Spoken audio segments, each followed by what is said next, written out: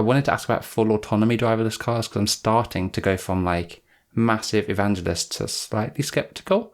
You might be able to change my mind. I think you're going the other way. I suspect that if you look deep into your soul, you're going from absolute skeptic to beginning to wonder if it's actually just about to be here.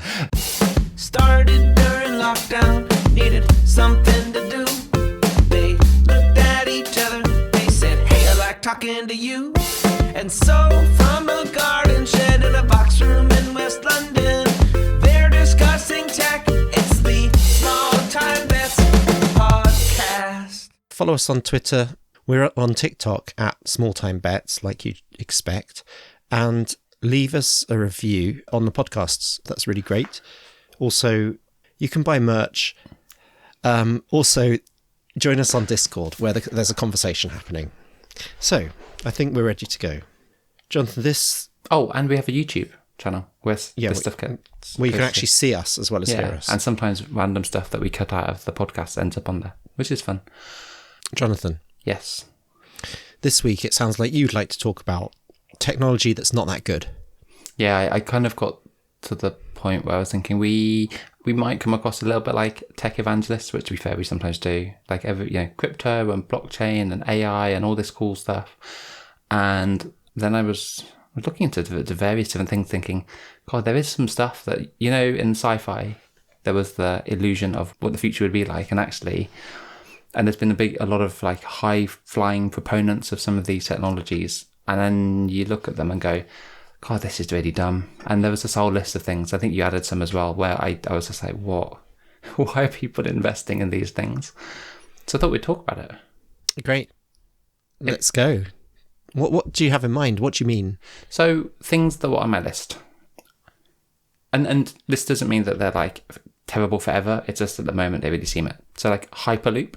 I think is a dumb idea. The SpaceX Starship Earth-to-Earth transportation, also a dumb idea. Boring tunnels, so the Boring Company. The first three are all It does sound like I'm hating on Elon, doesn't it? Yeah. I'm not. Electric planes, I think you'd have some good views on that. I think I'm quite sceptical about electric planes. In that same bucket, flying cars and drone delivery just feels like really some massive flaws. Keep going. Hydrogen cars, I think are dumb now that we have fully electric vehicles. I wanted to ask about full autonomy driverless cars because I'm starting to go from like massive evangelist to slightly skeptical. You might be able to change my mind. I think you're going the other way. I suspect that if you look deep into your soul, you're going from absolute skeptic to beginning to wonder if it's actually just about to be here. My brother wouldn't agree. You sent me the weirdest, stupidest idea ever in an airport, which we can talk about. And then if we do have time, you've told me about it before, but I really dived into it. And I just discovered that this Neom project in Saudi Arabia is like legit happening. And it's the dumbest thing that's ever happened on planet Earth. And if we even get to that point. And if you've got other things, add to it. I love it. The Detroit Airport Delta Parallel Reality Vision Board thing, where each person can see a different version of the departure board. We'll get to that. That wasn't my idea for one of the things on this list. That was just my idea for an awesome thing that we think is great, and I should really talk to you about. You can definitely, because I think it's a great thing. You can definitely like plug that one and convince me. You can convince me of all of these things because you're a big Elon fan as well, and some of these are Elon. You're a big person. Let's start at the beginning. Hyperloop, which you've put on a list of stupid technology. Yes. What's stupid about Hyperloop? What problems are we solving? Remind us what Hyperloop is, because there's kind of two versions of what it could be. So 10 years ago, Elon was like, oh, this would be a great idea. And he called it Hyperloop, and everyone thought he'd invented it. And it turns out that the vacuum train, the vac train concept was from like the 19th century. It's like really old. And he said it would be on like air cushions in a vacuum cylinder, and it would allow you to remove air resistance and go really, really fast from point A to B. Pitch, done. And it was originally going to be on stilts beside major highways, roadways. Mm-hmm. So it was going to be on pylons that wouldn't take up much road area. Often the land beside an interstate is owned by the federal or state government. And if it's not taking up much space, and if it's earthquake resistant, which he claimed it would be, you could construct it to be earthquake resistant, then you could really overhaul the high-speed rail network, which the US is one of the rare economically developed nations not to have a very well-established high-speed rail network. So, and what he said was, yeah, I've got quite a lot on my plate right now. I can't really do this, but people should take it forward. And then and people did, right? So you've got Hyperloop One is one of the companies that's raised a lot of funding. Virgin, Hyperloop, have they? But then Hyperloop, the idea sort of transformed and evolved, right? So now Hyperloop's got smushed together with the Boring Company. So now Hyperloop is evolved to be also Hyperloop, might be things that you put underground. Okay. Even more dumb than above ground. So we can combine the two. Why do you think Hyperloop isn't a ridiculously stupid idea? Maybe convince me of the problem that we're solving by putting a highly expensive maglev train in a giant vacuum tube and people on board it. I think the bigger problem that we're trying to solve is regulatory capture.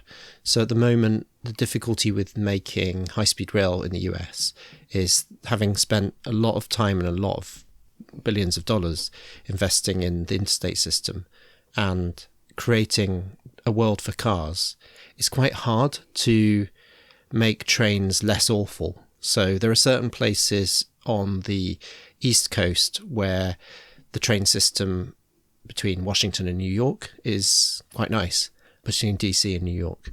Everywhere else, it's not so great, and it's kind of hard to get out of that.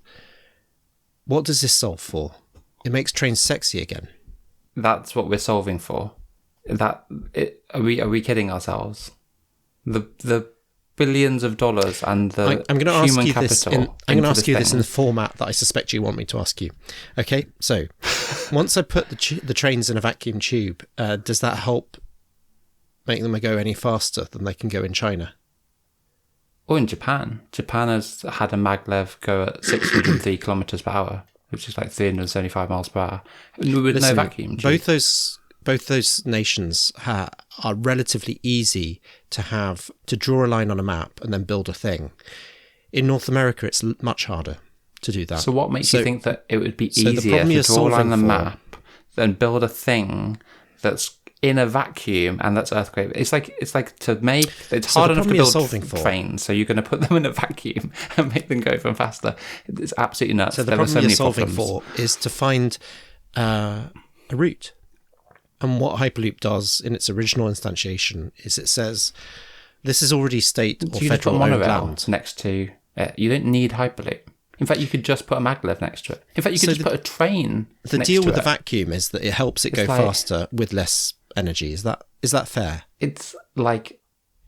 And it's, by the way, it's not what Elon did, which was a slight sort of variation and improvement upon the existing ideas, is he said, oh, and by the way, it doesn't have to be a total vacuum.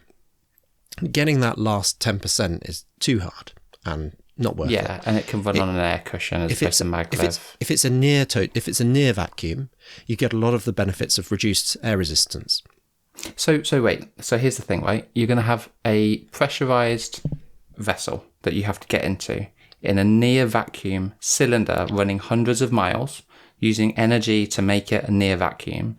And you're going to have people board these like they would any form of normal transport, which if you've ever been on mass transport, it's not like going through an airport to a plane, which is another pressurized cylinder that you go at high speeds. So you're going to have these like airport style things placed along this route that people go into these pressurized cylinders running in a near vacuum to go slightly faster than like a high speed rail or maglev train existing that would normally exist for like realistically double the cost and energy of a normal train, with more convenience and way more difficult to police safety. If you think about like threats to transport that we already have to deal with, you're going to put people in a vacuum where if things go wrong and it gets stuck somewhere, they're in a vacuum cylinder.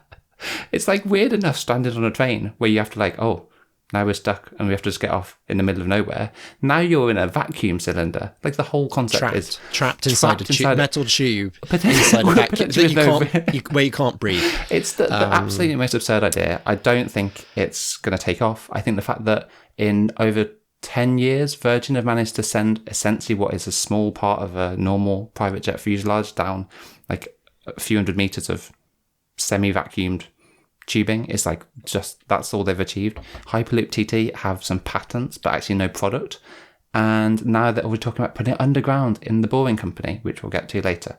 I just think the whole thing is nonsense, and they should just invest in better public transport and solve the regulatory issues, which are the main problem of a lot of issues in the US when it comes to too many cars and not enough investment in good public transport infrastructure. So don't need Hyperloop, thanks, but moving on. Starship is meant to take us to Mars, but there's a type of Starship that goes Earth to Earth, so it could maybe cut down the time it takes to get to Australia. Yeah. So for really long distance flights, instead of getting on a plane, you would go into orbit, essentially zip on over there in a vacuum, and then come back down. Yeah. So essentially you're putting a few hundred people on what's more or less an intercontinental ballistic missile, firing them across the Earth, like an astro- I can't even take this seriously, because you want to shave off the time it takes for them getting on a plane and flying them over. So these ultra sounds like quite a good idea. So what could be the? I mean, so London to Sydney is a 22-hour flight, and firing them and saying it looks like a great idea. This is an absolutely stupid idea. Humour me.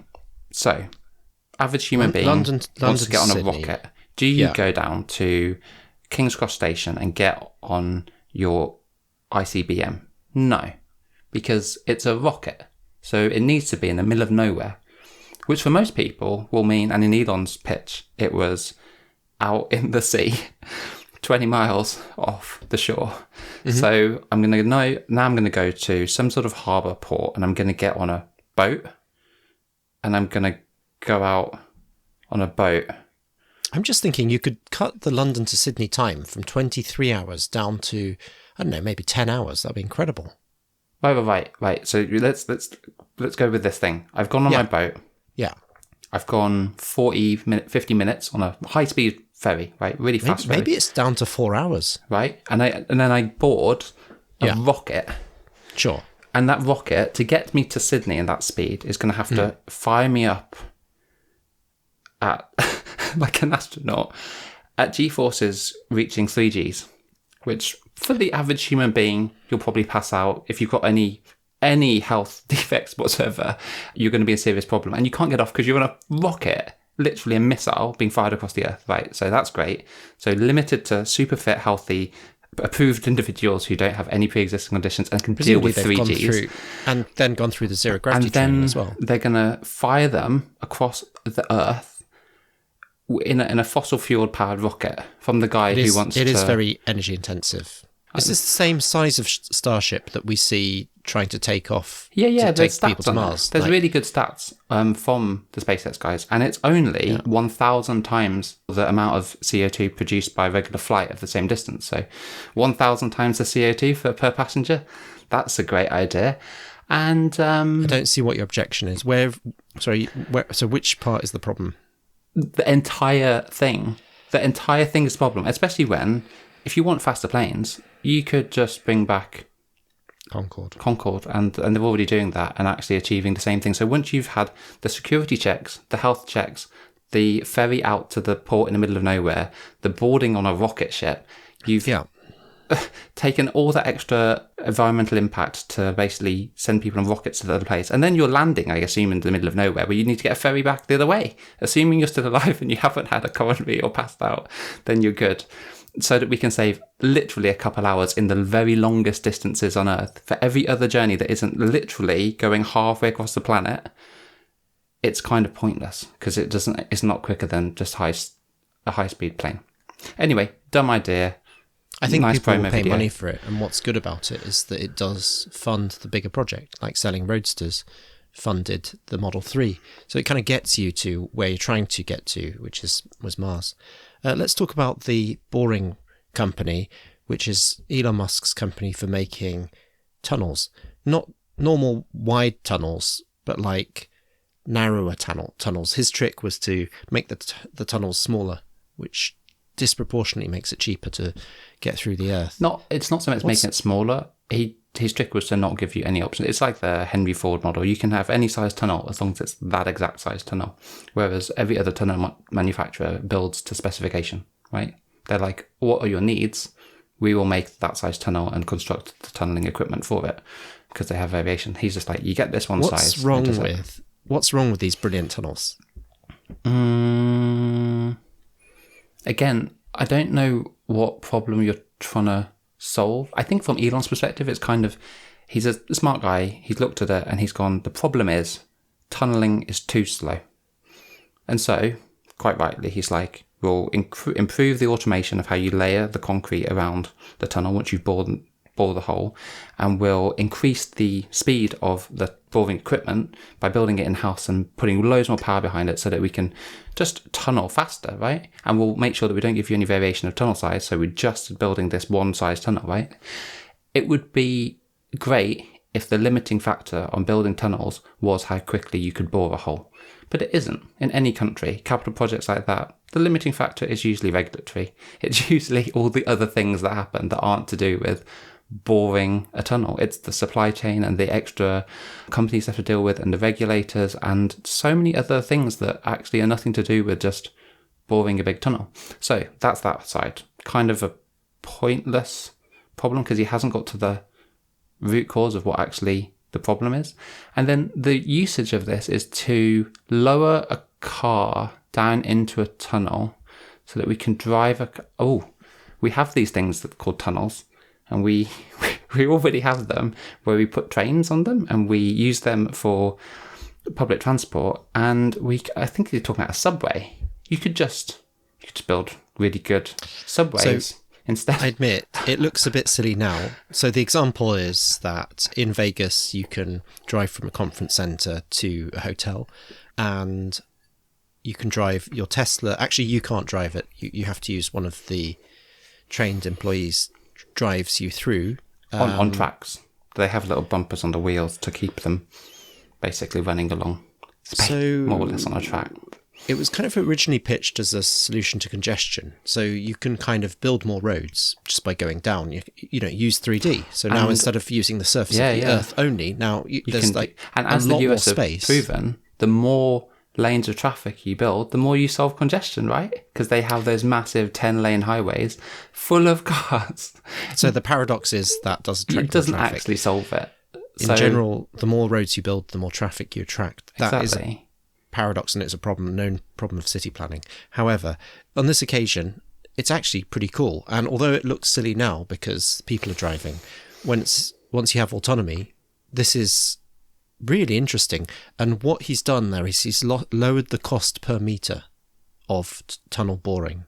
That's what he's done. And substantially. In theory, on paper, in practice, none of the projects have been any cheaper than building tunnels conventionally. None of them. And they're doing this now in Miami.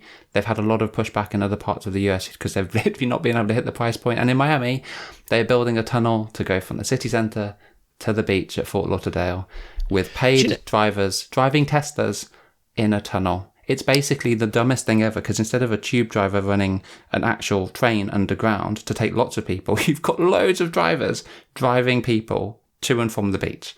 It's insanity. I'd love to be proven wrong, but it seems dumb. Do you know what your problem is?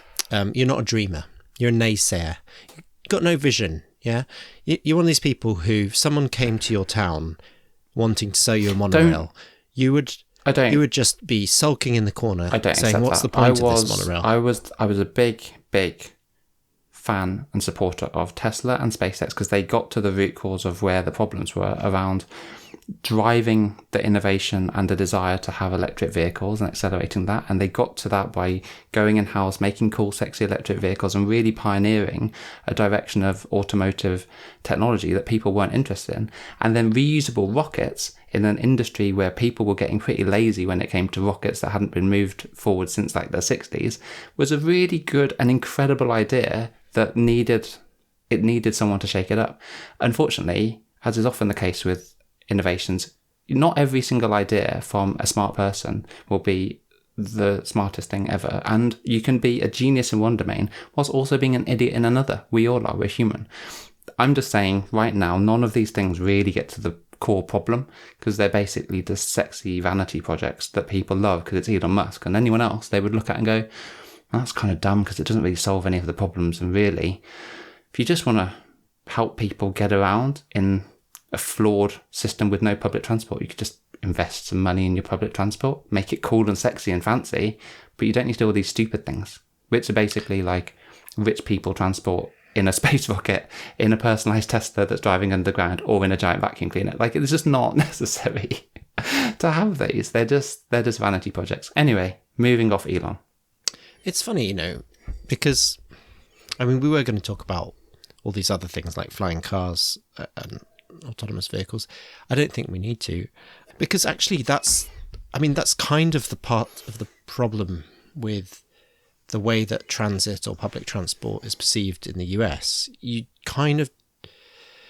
problems you need to solve for to make a success of public transit are getting rid of the public from public transit. And that's what somewhat brilliantly the Boring Company with driving your own Tesla through a tunnel does. That's the problem it's solving. You went in a direction that I did not think you were going to go there. I thought you've probably got to There's a social stigma around being on a form of transport mixing with the unwashed, the great unwashed.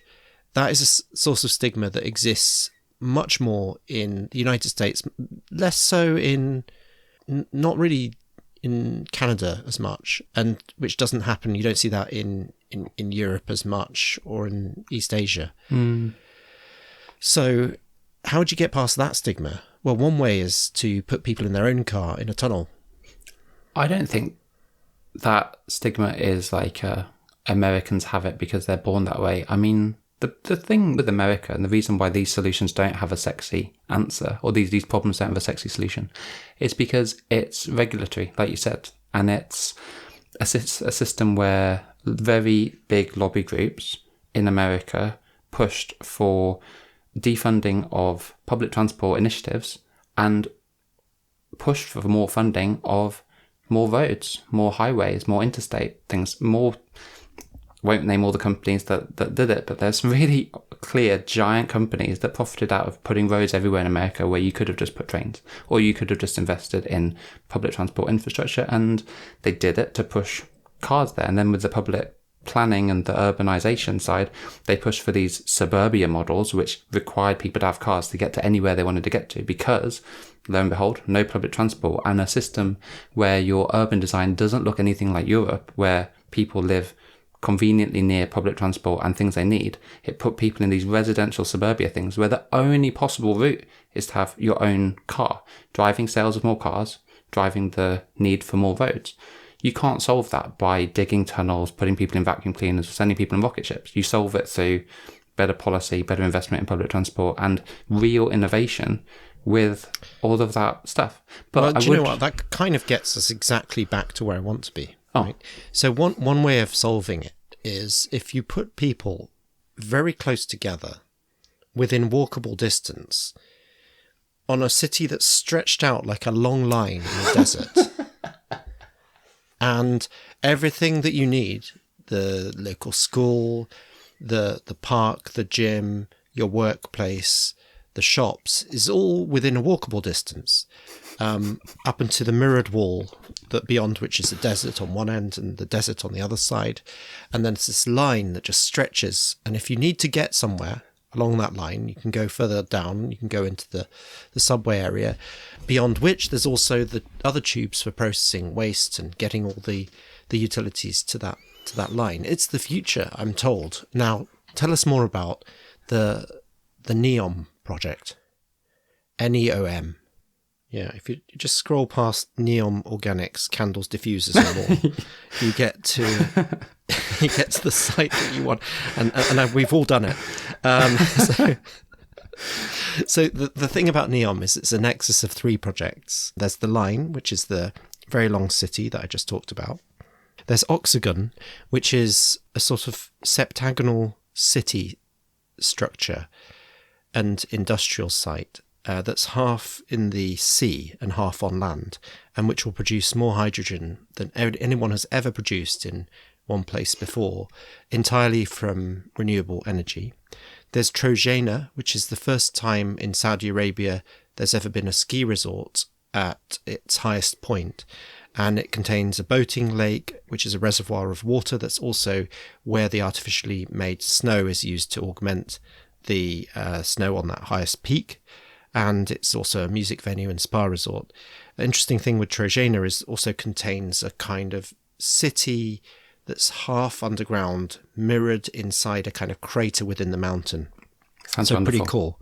Now, the thing I wanted to talk about today is the Line. Yeah. So we've talked about when suburban sprawls further to the exurbs and everything is dependent on a very fossil fuel intensive or energy intensive model of personal transport. One way out of that is a 170 kilometre long city. Skyscraper. Call it what it is. It's as tall as the Empire State Building. So 100... It will accommodate 9 million people, but on a footprint of just 34 square kilometres, all in a line. And you'll have everything you need in a 5-minute walk, as well as high-speed rail, and you can get end-to-end of the 170-kilometre city in just 20 minutes. You're a fan. What's the story behind this set of 3 incredible monolithic projects in Saudi Arabia? Start with how we got here. How we got here is Saudi Arabia, obviously a lot of its money right now comes from oil, and in the energy transition, a lot of people are thinking about further down the road, how should that country change? And one way to completely re-architect your entire nation's economy is to move it towards clean energy, hence Oxygen, with the hydrogen production. It's going to use renewable solar energy and hydrolysis to make more hydrogen than anyone's made, and then it will transport it to other places. But because it's using renewable solar and one of the most solar rich parts of the world, it has that advantage, plus it has the advantage of enormous scale. And why does it need to be almost kind of half in the sea? So that it kind of operates as a port facility. And also what's interesting here is that it's like the capex that's come from the old money of oil is pushing it through, because the kind of scale you need is necessary. Okay, so, and then what else? Leisure. So we've already seen places like Dubai really take advantage of that, and that's what you're seeing with Trojena. I don't actually have like a problem with Trojena from a kind of... The Line is interesting, right? The Line is saying... Concept. Actually, we're going to be a wonderful place to live. Is it? Yeah, 9 million people. In a giant... You can live anywhere you want. It's all digital nomads now, it's all internet. So you can live anywhere you like. How about a place with potentially zero tax? Interesting. And with a wonderful quality of life, all fueled by clean really Right. Because what people really want is a giant line skyscraper that you can't really... that when you're 100 kilometers into it, and when you want to go outside, you're in the desert, in the middle of the desert. And if you want to go see your friend who lives in another part of the city, rather than a normal city where you can go in multiple axes, you just have to go in a straight line down 50 kilometers. in this sealed skyscraper where one side will be in the sun and the other side will be in the shade perpetually, and where your mode of transport, on the mock-ups at least, is the one subway line that you really pray never goes down because it's your only way of getting around, or flying vehicles that fly inside a skyscraper. No alarm bells. Everyone's happy with this. All good. I think it's going to be wonderful. You should definitely go and hang out there. I think it's ridiculous. A telling statistic for me was 40% of the world is less than 6 hours away by air.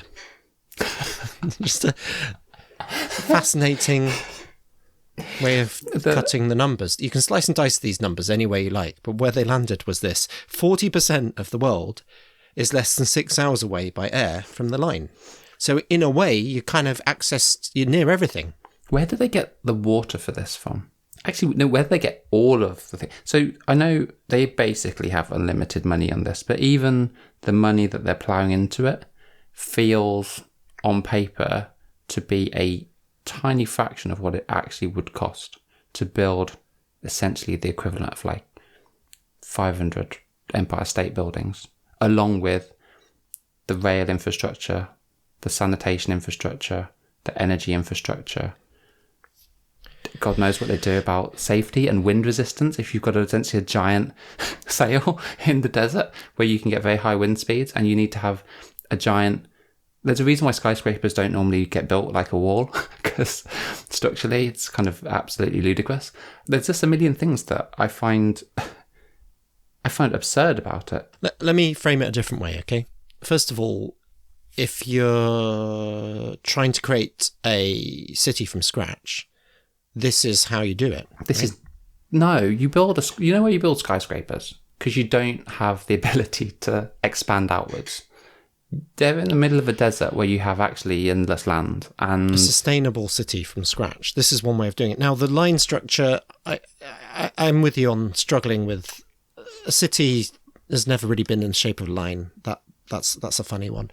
And also, the three projects are completely unconnected from each other. So Oxygen is on the very south of the patch of Neom land. Trojena is the very sort of centre of the northern half. And Neom bisects the two. It's a line seemingly to nowhere, as far as I can tell. But I was going to say, my question is this. The way to think about it is people always talk about bringing the next billion people online or getting the next billion people access to clean, reliable electricity or things like that. We're talking here about 9 million people, giving them great quality of life and somewhere aspirational to live, and it will be aspirational. And I think if you think about the kind of people who are having their passports taken away from them and living in dormitories and shipping containers, being forced to work on building projects in, for example, Qatar, just to name one nation, there are a lot of people who would gladly say, this is the most incredible project, I really want to be part of it. And it's a game changer. No more dirty, smelly traffic. No more risking my life just crossing the road. I've got everything I need here. And law and order. What's not to like? You know that the people building this are definitely not the people living in it, right? This isn't built for them. Building something absurd like this, where you could just build outwards because you have loads of land, and actually just build a really nice place to live. This is just absolutely ludicrous. I think a lot of people are saying the reality is it's got a lot of hits on YouTube and it's done everything it needed to do, and now it won't be built. Realistically, it won't be built. Oxygen is going to get built. The line probably won't get built. Trojena probably won't get built either.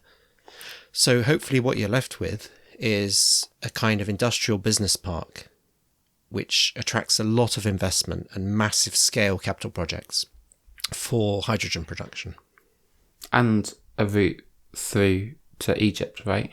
I think that's the infrastructure to basically transport that to Egypt without having to go through to other states. It's a geopolitical move. And yeah, I'm probably reading way too much into it and taking it too seriously. Jonathan, thank you for a collection of bad tech. It's time for this week's Not a Sponsor. So Are you quite sensitive to bright lights when you're sleeping? Are you quite light sensitive generally? Because I find it either when it's really the summer months, or if you're on a plane and it's really bright because they don't dim it and stuff. And so I've started wearing like an eye mask. And the one that I've used is the Silk Sleep Mask Eye Mask Gritin Light Blackout Design Ultra Soft and Comfortable 100% Natural Silk Sleeping Mask Eye Blinder with adjustable strap and earplug for men, women and kids from Amazon. I think it's just made by Gritin, but it is really, really good. You've got to love Amazon product titles. every, for men, women and kids. Like, it's a natural form of silk. It's filled with cotton. It's very, very comfortable. It blocks out all the light and it's breathable. And it's better than the stuff that, you sometimes get given them by like airlines or just really cheap, tacky ones that feel really sweaty. I've started using it and I found it's actually really nice at helping me sleep and not be distracted by bright lights. So, yeah, that's Thank you week's for not a that. sponsor. Brilliant, not a sponsor. Notes. Thank you very much. And that's the Gritin Eye Mask. Correct, with the long title. Great. All right. It's time for This Week in Crypto. I think it's time for This Week in Crypto. So, This Week in Crypto in the markets. Let's start with crypto. It's down 10%. So that's a blend of Bitcoin down 7% and Ethereum down 16%. So Ethereum started the week at, let's call it $1,800, and it's now about $1,400. Bitcoin is under under $20,000. Sorry, this is very funny. Bitcoin sure. In the middle of the week, it nearly went up to $23,000, and now it's under 20k at $19,800. Wow. Let's call it dollars. So that's what's been happening in crypto. I think it's time to talk about the wider economic situation, and that kind of points us in for some clues as to why that's been happening. CPI numbers came out on Tuesday in the US, Consumer Price Index. So stripping out food and energy, August this year versus last year, 6.3%. And it's 0.6% higher than July's 5.9%.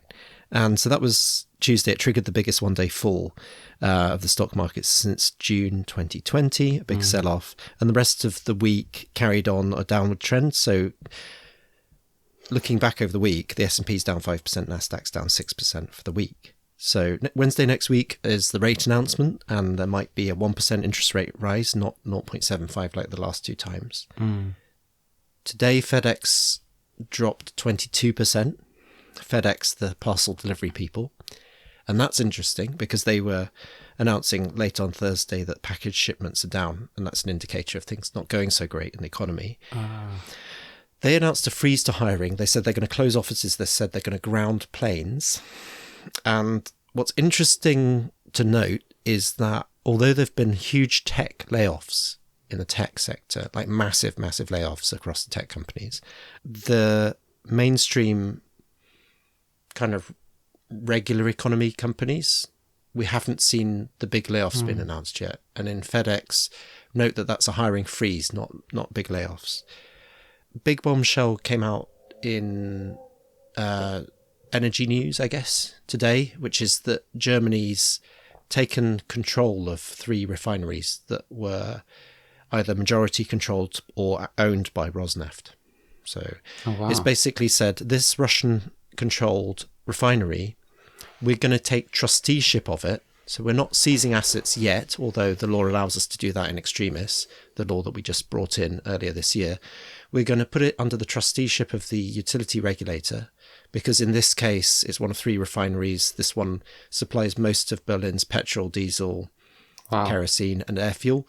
And like collectively, Rosneft accounts for 12% of Germany's refining capacity. So them dragging their heels on finding other sources of supply, which they had been. So in the case of the PCK refinery, that's 54% controlled by Rosneft. And it was hard to get them to find other sources of supply. And then that was potentially going to have a serious impact on Berlin's access to all those fuel types. So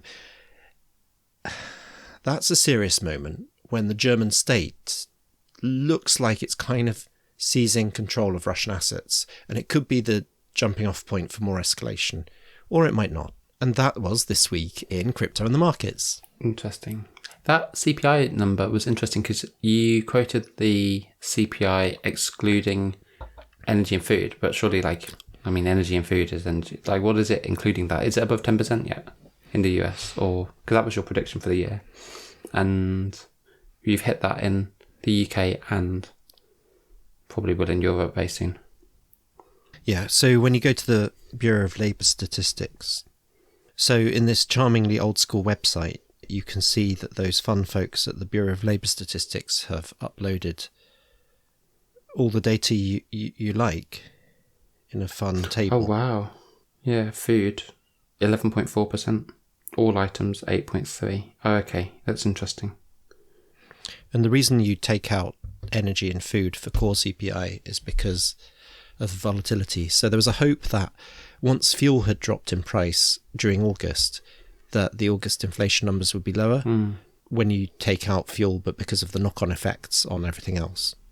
Not the case. And it's what's so interesting about the US is that is with the strength of the US dollar. And I don't know if that's making things worse for all those figures. But did you notice today the pound hit its lowest point in the last 37 years, the strength of the pound? So, good to have, good to be paid in pounds at the moment. Anyway, that was this week in the markets and this week in crypto. No bright sparks in crypto. However, there was a big momentous thing. The merge finally happened. Massive event. The merge has happened. So this is huge. This is momentous. Can you talk me through the merge? How did it go? And where does that leave us? I mean, it went fine. There was a really fun... Were you there watching it? I watched some of it, yeah. They had like a YouTube live stream merge party where they like counted it down, and they made... And it's another POAP moment where they had a POAP.art one where if you were a Ethereum validator, I'm not, but I was watching people doing it and going, how are they doing this? If you were an Ethereum validator, you could participate in the POAP where they each, depending on how many nodes you ran, you could add X number of pixels to a giant picture that they made.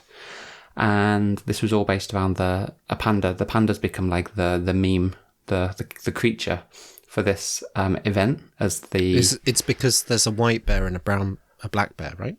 And yeah. When they merge, they become a panda. And so the panda has become the symbol, the emoji, the way of communicating this whole event. It went really well. They did the countdown to it. They did a load of different things. There were people doing mad things like trying to mint the last NFT on the proof of work chain and paying in extortionate gas. There are people trying to like make the first... That NFT is now going for 10 ETH? Yeah, they paid like 30 ETH in gas for it, which is mad. But then there were people who tried to mint the first NFT on the proof of stake chain. Jonathan Mann did Mint the Merge, like an album of songs that as a collection of ones to do with Ethereum and the run up to this.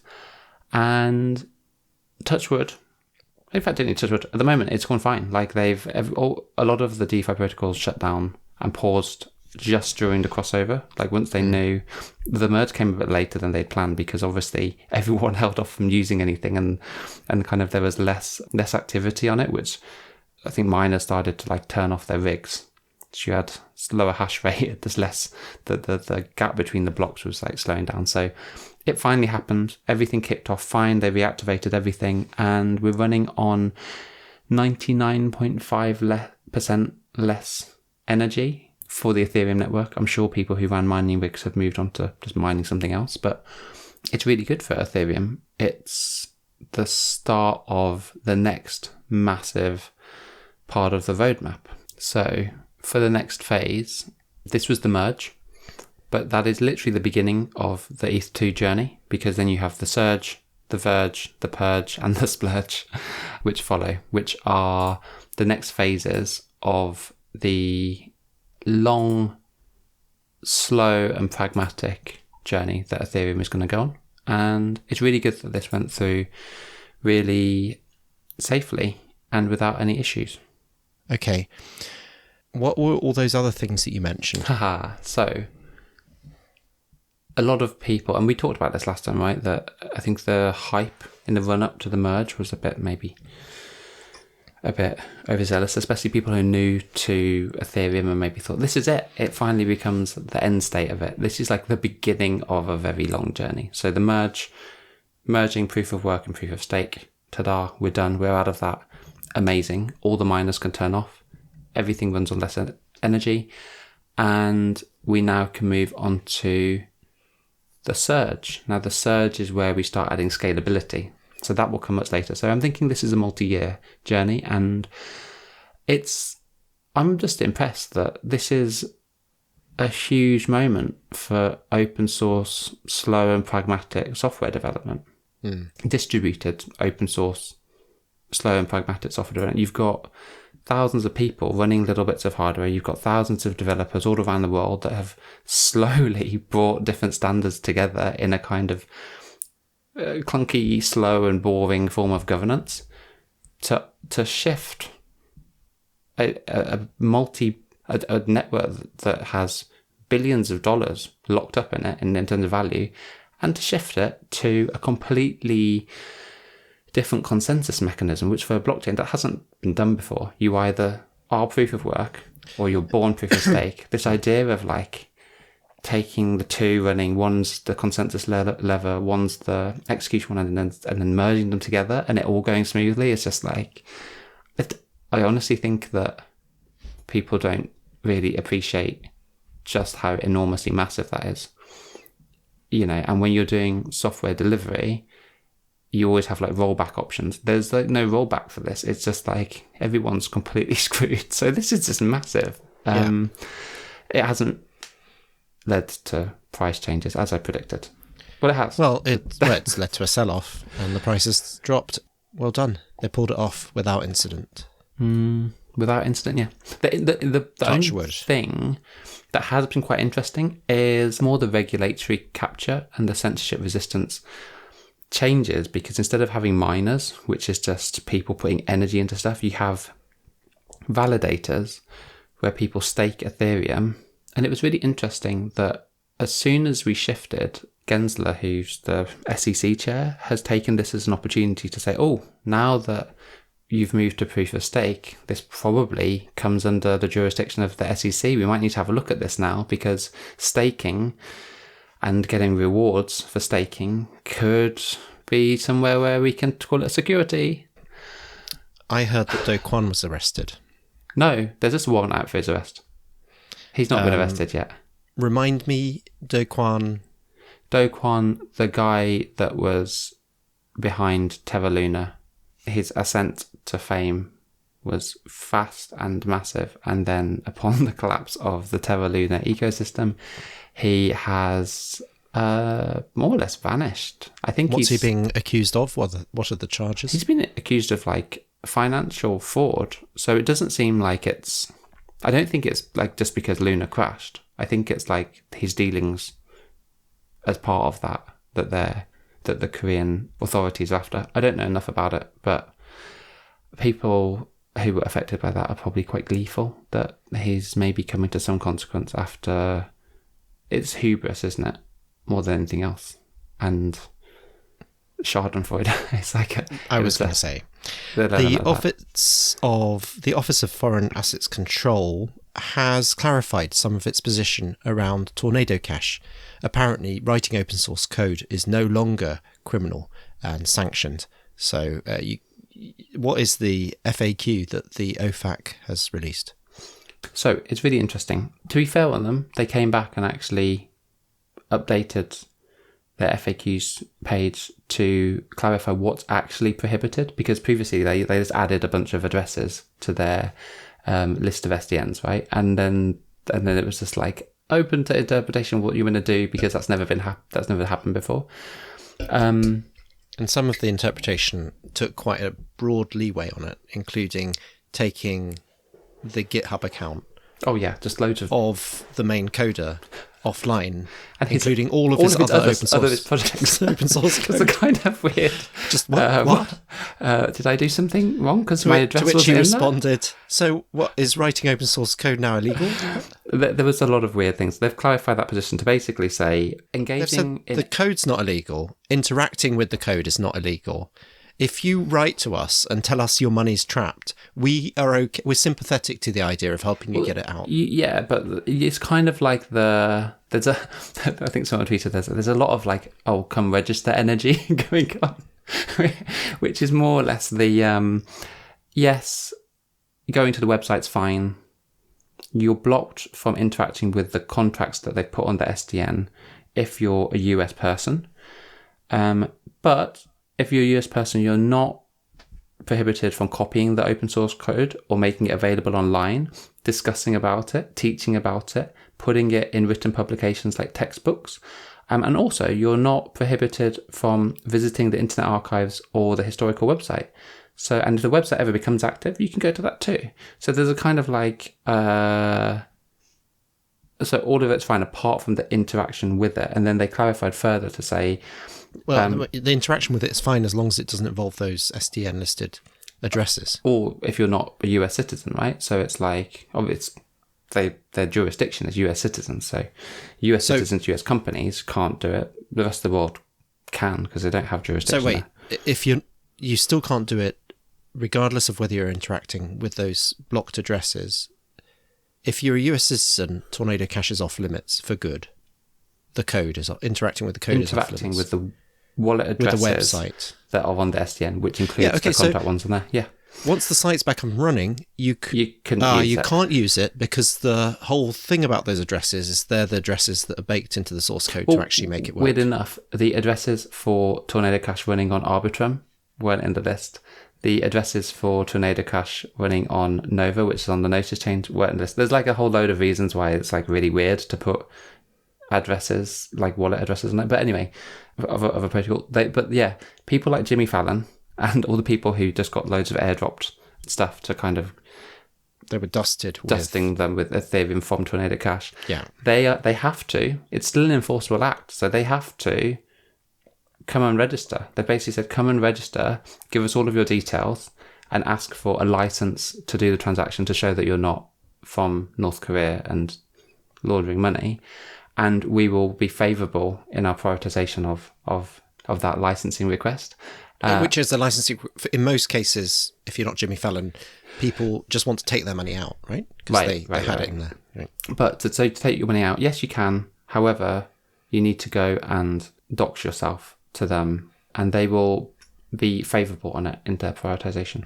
It's a really interesting answer. A lot of people have kind of said, hold on, that hasn't really answered a lot of the other questions like, is this even allowed? Because they're not persons, the things that you put on the SDN.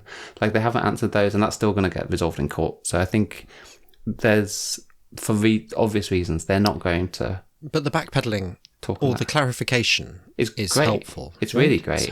It's formed a dialogue. And it's also shown that, actually, some of them are probably working up going, oh, we're being sued now by Coinbase. We're being, like, dragged through a lot of angry people who are innocent parties, who we know are innocent parties, who didn't want to be affected by this. Loads of financial institutions that have invested in DeFi protocols and trying to get onto this are now angry at us because we've completely muddied the water and caused all this collateral damage. We should probably put something out saying, oops, sorry, just to be clear, all of the other stuff that you got banned for was totally fine. So sorry you got banned by Microsoft off GitHub, had your website taken down, got banned by Infura for all the, like, everything that happened was completely not what they intended. Their intention was literally US persons interacting with the specific contracts on there that they wanted to prohibit. And if you are an innocent party caught up in it, just register with us, you can get your money out. So if they'd done that from the beginning, they probably wouldn't be in the top water, but they are. It's great. I think it's a great step forward. What do the following people have in common? Charles Schwab, Citadel Securities, Fidelity Digital Assets, Paradigm, Sequoia Capital, and Virtue Financial. Investors in Robinhood. Is that right? What does the E in the new centralised crypto exchange EDX markets stand for? Electric. Anyway, look, there's a new kid on the block. If you love centralised exchanges, you're going to love this new one by some of your old pals from Wall Street. They are joining centralised exchange marketplace, and here to tell us more about it, Jonathan. Oh no, I haven't got nothing. I didn't even know what the E stood for. I thought it was quite fun because everyone on Twitter was going on about it because it's so funny, and I think the reaction was, "Is this fake news?" And then you've confirmed it's not fake news. It's legit.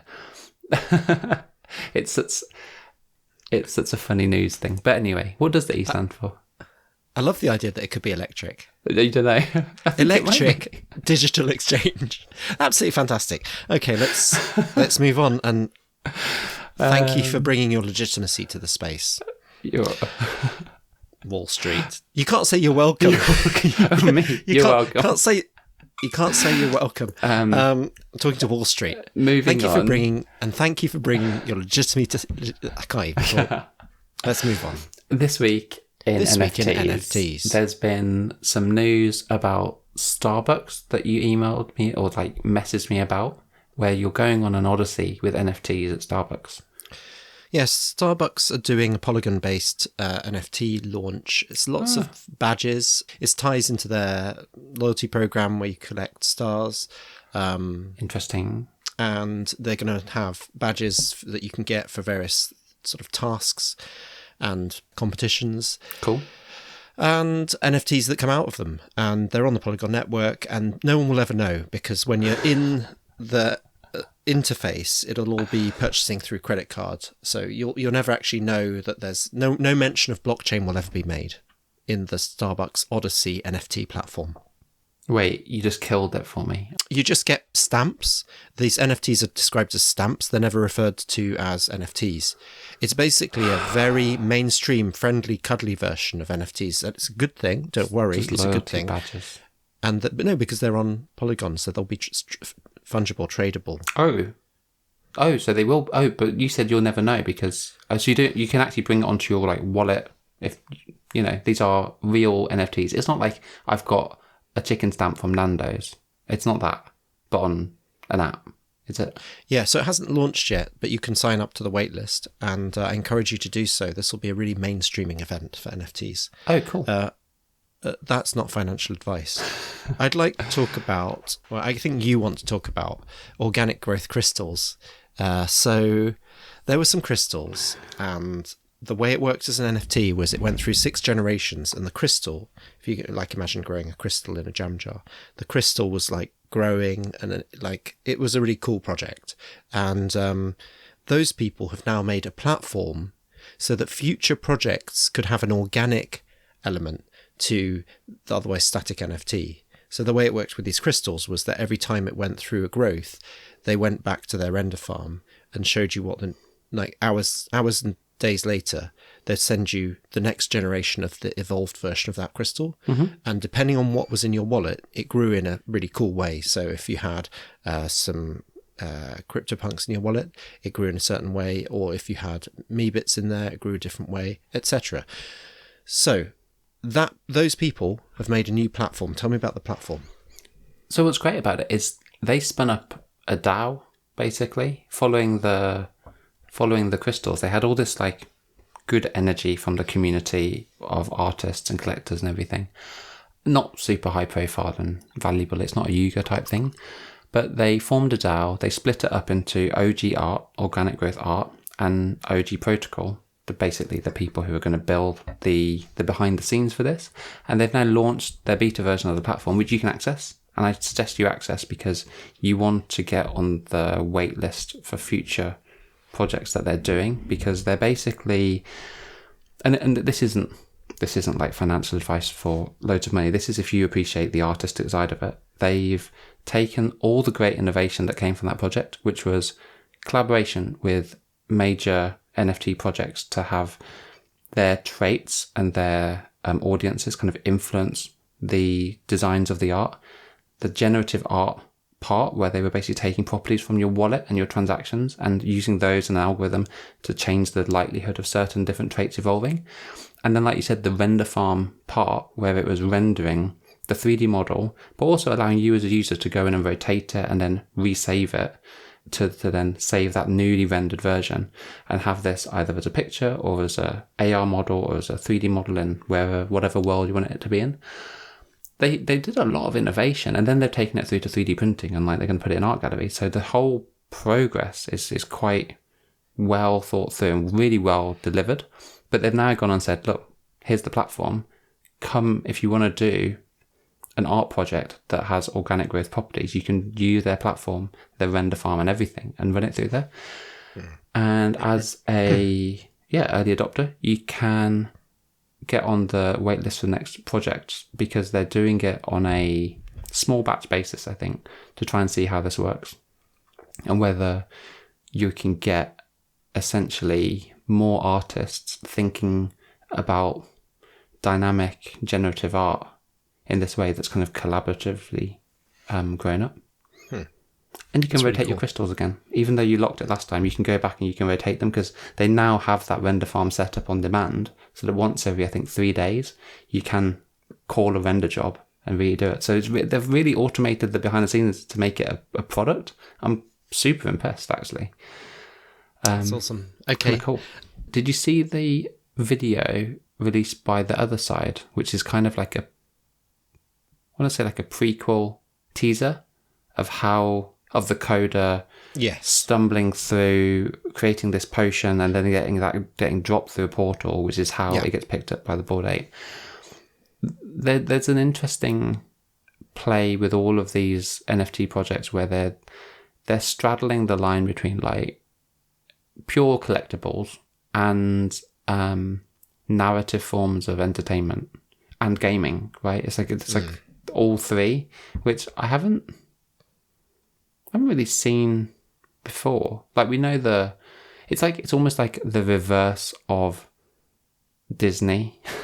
You know how like Disney, you put out the film, you then sell everyone the merch, and then you build the longer term sequel narrative arc to build more films, more merch. This is like the opposite, where it's like, here's the merch in a digital form, and then let's craft the film and the story, and then let's have the game spin-off. It's just a weird order, but all the ingredients are there, and you're seeing it with like all the big projects now, where I'm really intrigued for... It's going to be terrible. The next few months, and probably over a year, is going to be crap for people who are investing in crypto. Just will be. The interesting thing in this space is it just keeps... It's just kind of a contained ecosystem of people who are just kind of playing a game, kind of collecting things, kind of enjoying good storytelling with other people who are already in it. I don't think it'll grow in that sense, but it's an interesting narrative one. And then the other thing that happened this week is your Jadu avatar things got unveiled. Yeah, I mean, you're saying them as if they're mine. I mean, you got me onto this Jadu thing. So the people Jadu, who were very good at crafting jetpacks and hoverboards that were really detailed and cool looking. They were blocky voxel ones, weren't they? Yeah, they were quite... They had character. They were quite interesting. Like, it's the first time I've seen like clear sections in a voxel based. And we keep saying voxels, but they're not actual voxels, are they? Because voxels push up from the ground and... Yeah, they're... These are just polygons. Yeah. Can't believe I said that. So these are just polygons. You're so cool. So, yeah, thanks. So they've then moved on from that to full body kind of avatars, mechas, basically, that they did in collaboration with Michael Bay.